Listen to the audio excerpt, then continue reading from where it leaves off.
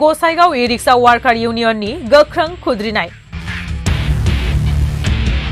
फुंनि 9 रिंगासो समाव दिनै गसाइगाव सोहोरनि बेन्दोंआव गोग्लैनाय गुबुन गुबुन ओनसोलनिफ्राय गसाइगाव सोहोराव ई-रिक्शा सालायनानै गाव गावनि नखरखौ फोथांग्रा आरो ई-रिक्शाजों जिउ खुंग्रा माखासे ई-रिक्शा वार्कार इउनियननि माखासे गोरिब ई-रिक्शा सालायगिरिफोरनि ई-रिक्शानि नम्बर प्लेटखौ दिनै गसाइगाव ई-रिक्शा वार्कार इउनियनजों जेबो सोमोन्दो गैयै आरो ई-रिक्शा सालायै आइ कंग्रेसनि दैदेनगिरि हारकिउलिस बसुमतारी मुंनि सासे सुबुङा जेबो जाहोन गैयाजासे ई-रिक्शानि नम्बर प्लेटखौ गोसोम दागो फुननानै खोमोरनानै होदों आरो बोखारदों। लोगोसे बैसो जायै उन्दै गथ' ई-रिक्शा सालायनायखौ गसाइगाव ई-रिक्शा वार्कार इउनियननिफ्राय बादा होनाय जादोंमोन आरो गथ'नि ई-रिक्शायाव खान्थि बारगा जौ मोननाय जादोंमोन, जायनि जाहोनाव गसाइगाव ट्राफिक पुलिसनिसिम गथायनाय जादोंमोन। नाथाय बे पुलिसनिसिम गथायनायखौबो आइ कंग्रेसनि दैदेनगिरि हारकिउलिस बसुमतारी बिथाङा गसाइगावनि ई-रिक्शा वार्कार इउनियननिसिमबो रागा जोंनाय दिन्थियो। बेनिनो दिनै गसाइगाव सोहोरनि ई-रिक्शा वार्कार इउनियननि ई-रिक्शा सालायगिरिफोरा जेबो जाहोन गैयाजासे मानि थाखाय नम्बर प्लेटखौ खोमोरना होनो हाखो बिनि थाखाय थाबैनो गोख्रोङै बिजिरनानै होनो पुलिस बिफाननिसिम दाबि दिखांदों।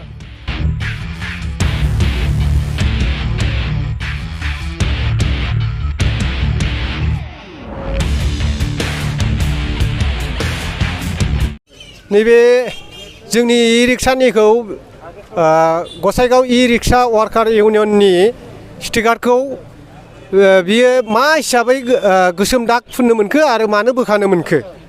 दा बियो जोंनि इउनियननिसो। जोंनि इउनियनखौ मानो बोखानो अधिकार दं बेहालाय हारकिउलिसआलाय? बा थाना मोखाङाव मा हिसाबै बियो लाखिनानै मानसिफोरखौ लानानै माबानो मोनखो बेलाय बोखानानै बा फुननो मोनखो?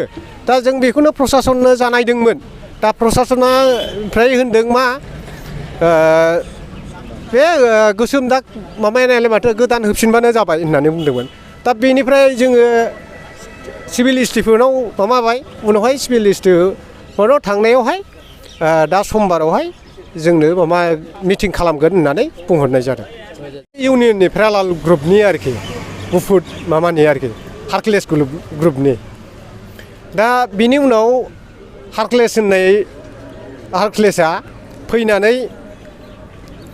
फैनानै जोंनि बे ई-रिक्शानि माबा स्टिकारफोरखौ बोखानानै आरो गोसोम गाबनि फुननानै होदों।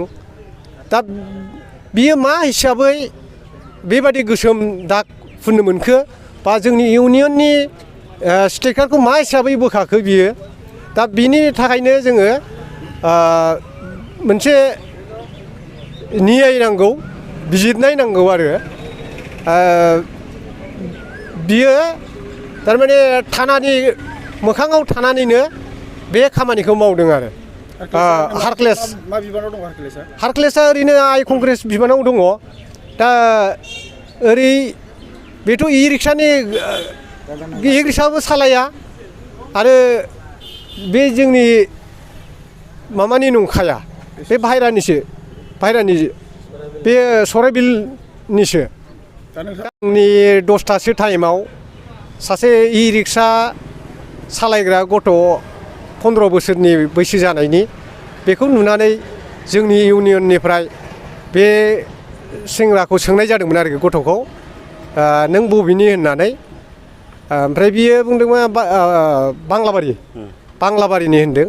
दा ओमफ्राय बिनिफ्राय उनावहाय माबाबाय सोंनानै बे गथ'आ नोंनाथ' बैसोआ माबा जायाखै, नोंना 15 बोसोर बैसोनि, नोङो सालायनो मोना बेखौ होनदोंमोन आरो। ओमफ्राय बिनि गारियावहाय एसे नायनानै नुबाय जे जौ बथल दङ। दा बे जौ बथलखौ नुनानै जोङो बे ट्राफिक पुलिसखौ लेंहरनानै बे आयेननि बेबस्था लाथों होननानै बेनो हरनाय जादों आरो। नांगौ प्रसासननिफ्राय बिजिरनाय नांगौ जोंनो मोजां, जेनेबा जोंनो लकेलिटिखौ प्रेसिडेन्ट सेक्रेटारि बानायना होनांगौ। जोंनो बाहेरानिखौ नाङा, जोंनो ई-रिक्शा सालायग्रानिफ्रायनो नांगौ।